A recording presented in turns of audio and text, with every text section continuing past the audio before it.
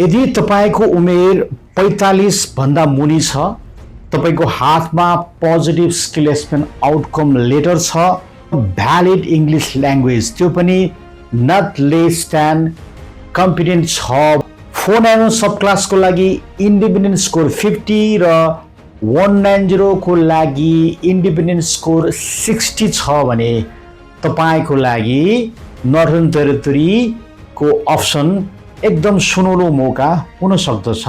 अफसोरको applicant हुनुहुन्छ भने तपाईले एटलिस्ट पनि रिसेन्ट 2 इयर्स एक्सपिरियन्स काम गरेको हुनु पर्यो। नर्थर्न टेरिटोरीमा बस्छु भनेर तपाईले जेन्युनली कमिटमेन्ट गर्नु पर्यो। सुरुवाती फेजको लागि नर्थर्न टेरिटोरीमा बसोबास गर्नको लागि सफिसिएन्ट फन्ड छ भनेर तपाईले आर्थिक अवस्था देखाउनु पर्ने हुन्छ।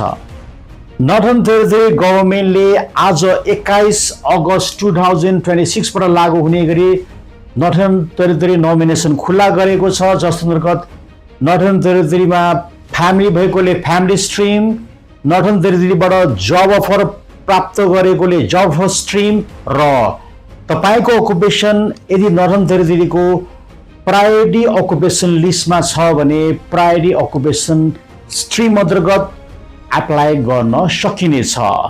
त्यसको लागि सही उमेर, त्यसै गरेर इङ्ग्लिस र डिपार्टमेन्ट अफ होम अफेयरमा राम्रो पोइन्ट र केही फाइनेन्सियल रिक्वायरमेन्टको जरुरी हुन सक्दछ।